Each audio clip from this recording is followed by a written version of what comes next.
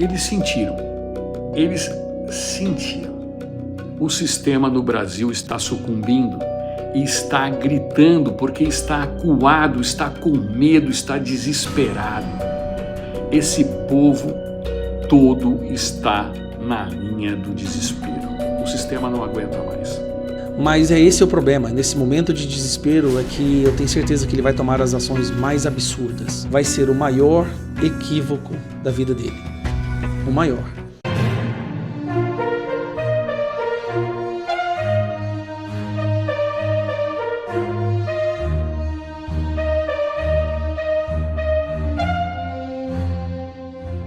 Urgente! Homem é preso por invadir STF. Polícia encontra bomba. É isso mesmo. Um homem foi preso em Brasília após tentar invadir a sede do Supremo Tribunal Federal. O suspeito pulou a cerca e tentou entrar no prédio, mas foi impedido. De acordo com a Polícia Civil do Distrito Federal, o homem foi abordado posteriormente em sua residência, onde resistiu de forma agressiva à busca e à prisão.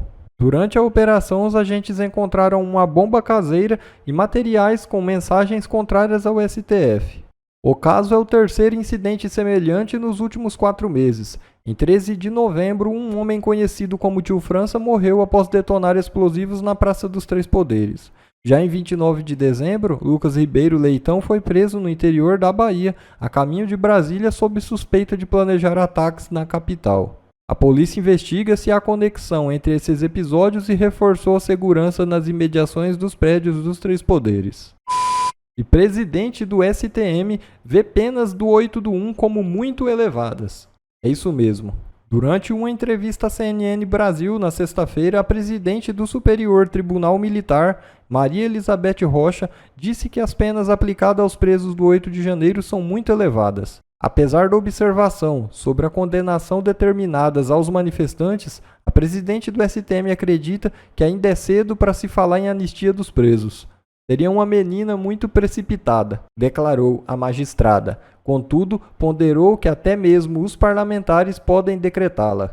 Ela disse: "O Congresso Nacional pode fazê-lo, o presidente pode até indultar, se quiser", observou Maria. Mas me parece estranho essa discussão sobre anistia agora, sendo que nem houve a conclusão de todos os julgamentos, finalizou. A magistrada foi eleita para presidir o STM no biênio 25-27. Será a segunda vez que ela assume o cargo. A primeira ocorreu entre 2014 e 2015 para um mandato tampão. Maria chegou ao tribunal por indicação do presidente Lula em 2007. Até o momento, o Supremo Tribunal Federal condenou 335 brasileiros presos pelos atos do 8 de janeiro. O que essa magistrada do STM não está percebendo é que um dia na prisão injustamente é muito. Portanto, a anistia é algo que precisa de muita pressa, sim, e não esperar os julgamentos serem concluídos. Moraes quer parecer da PGR para reter passaporte de Eduardo Bolsonaro. Ministro decidiu ouvir denúncias do PT contra o deputado. Vocês com certeza se lembram há um ano atrás, quando as primeiras comitivas de deputados federais começaram a ir para os Estados Unidos para denunciar o que estava acontecendo no Brasil, a ditadura do judiciário, a perseguição, a censura, todos os crimes e desrespeito da nossa Constituição por parte daqueles que deveriam protegê-la. Quando essas comitivas começaram a aparecer e começamos a ir para lá, o Eduardo Bolsonaro sempre liderando, sempre a pessoa que mais trabalhava nesse sentido, nós fomos zombados. Zombaram de nós, de mim, do Eduardo e de todos os deputados federais que viajaram para os Estados Unidos para essas audiências, para denunciar na Comissão Interamericana de Direitos Humanos. Nos últimos meses, o Eduardo começou a fazer essas viagens com muito mais frequência e também foi muito zombado. A imprensa, a esquerda, dizia que isso não ia dar nada, que ele estava passando vergonha. Bom, essas viagens, essas reuniões começaram a dar frutos. E primeiro, aqueles que antes zoavam e zombavam dessa iniciativa agora estão com medo. Tanto medo que o PT acionou a justiça. O PT abre ofensiva contra Bolsonaro. Partido aciona PGR, Conselho de Ética da Câmara, o deputado de tentar convencer as autoridades dos Estados Unidos a imporem sanções no Brasil. Ele não está convencendo a autoridade dos Estados Unidos a impor sanção no Brasil. Ele está denunciando para tribunais internacionais, Comissão Interamericana e o governo americano do que está acontecendo no Brasil. Mesmo porque o que está acontecendo no Brasil teve o dedo dos Estados Unidos, do período do governo Biden, quando as agências internacionais influenciavam aqui no nosso país. Teve o dedo também de deputados do PT que foram para os Estados Unidos diversas vezes para denunciar Bolsonaro, a direita, e pediram ajuda dessas agências internacionais. Então o Eduardo Bolsonaro e vários outros deputados que participaram dessa iniciativa foram lá para denunciar, para mostrar que no Brasil já não existe democracia. O judiciário, a nossa Suprema Corte virou um aparelho, um despachante do governo do PT e não existe mais liberdade de expressão. Pois bem, saiu uma decisão agora, né, uma notícia que é essa aqui, ó. Moraes solicita análise da PGR para reter passaporte de Eduardo Bolsonaro. Sim. O Alexandre de Moraes está cogitando a hipótese absurda de apreender o passaporte de um dos deputados federais mais votados no Brasil, que está viajando pelo mundo para tentar resgatar a democracia e a liberdade de expressão no nosso país. Que é basicamente uma das suas prerrogativas principais, defender a democracia, defender a liberdade de expressão, defender o Brasil, né, a nossa soberania, que foi atacada pelo governo dos Estados Unidos, do governo Biden, tá? Mas bem, se o Moraes flertar com isso de verdade, como é o que tudo indica, aí dará um passo que de certa forma vai ser até bom para provar de uma vez por todas que no Brasil não existe mais democracia, nem Estado democrático de direito, nem liberdade de expressão e que nós estamos sim no mesmo caminho da Venezuela. Então, o Eduardo Bolsonaro gravou esse vídeo aqui que eu gostaria de compartilhar com vocês. Vamos lá. Vocês estão vendo que a minha atividade... Peraí. Vocês estão vendo que a minha atividade no exterior é basicamente denunciar os fatos que acontecem no Brasil. Prisão de Daniel Silveira, ministro da Justiça de Bolsonaro indo para a cadeia, general Braga Neto, né, e todas as atrocidades que vocês estão vendo com relação ao 8 de janeiro. Então, a função mais nobre que um parlamentar tem é denunciar esse tipo de coisa. Mas a gente também conhece e sabe que os nossos inimigos, os ditadores, os tiranos, que temem apenas o que sai da boca de um parlamentar, que querem atropelar a imunidade parlamentar, que querem acabar com a liberdade de expressão, que só conseguem se sustentar, agora não mais com a mentira, porque todo mundo já sabe a verdade, só conseguem se sustentar se for calando seus opositores. Agora Alexandre de Moraes mandou para a Procuradoria-Geral da República analisar a apreensão do meu passaporte. Mas com base em quê? Qual crime? O que eu falei? O que eu fiz?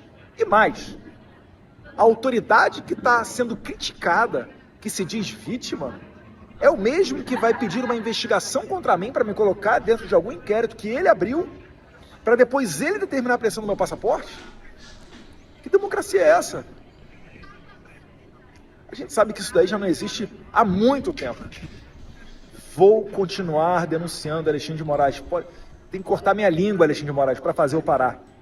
E você, a história nos mostra, vai cair e não vai demorar muito. E a cada dia que passa, eu mais e mais acredito nisso. Vai cair.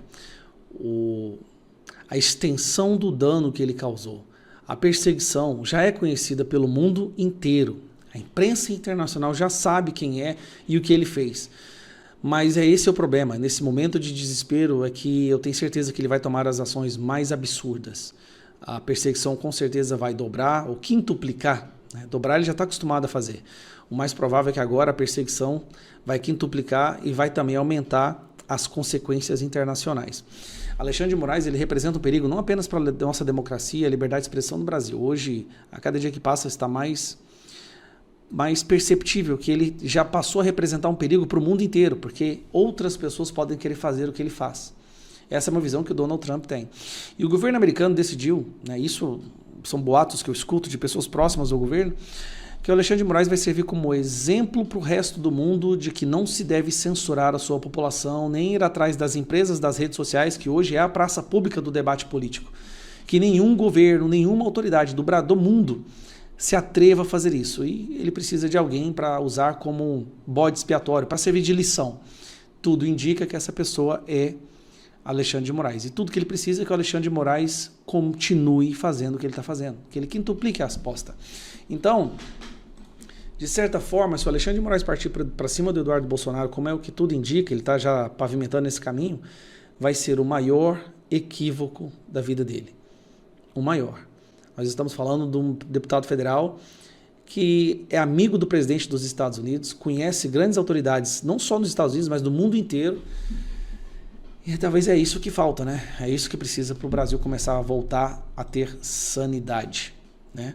Eduardo Bolsonaro, estamos aí, estamos juntos, irmão. O que você precisar pode contar com a gente. Parabéns pelo trabalho que você tem feito, parabéns por estar sempre indo a todos os cantos do mundo para denunciar o que está acontecendo, porque nós sabemos, aqui dentro, com as ferramentas que nós temos dentro do Brasil, nada mais é possível de fazer.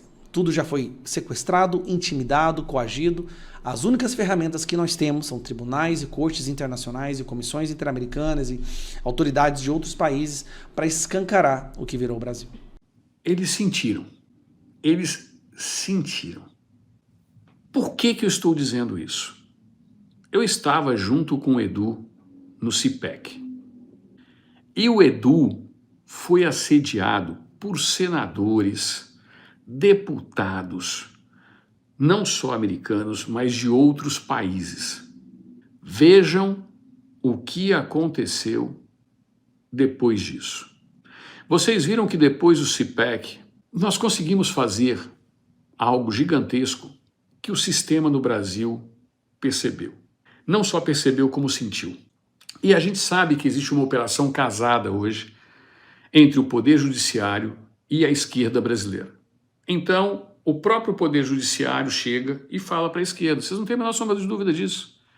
Ó, vem cá, entra com uma peça aqui que a gente vai poder fazer aquilo ali.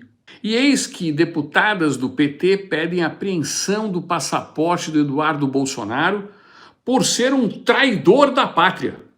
Agora, um deputado federal não pode emitir a sua opinião, fazer denúncia, não pode fazer mais nada no exercício do seu mandato parlamentar. Ele veio para os Estados Unidos na condição de deputado federal defender aquilo que ele acredita e aquilo que ele pensa. E acusar quem ele acredita ser de direito ser acusado. Se não tivesse nenhum fundamento o que o Eduardo fez, os parlamentares americanos e o governo americano não estariam mandando o recado que estão mandando para o Brasil.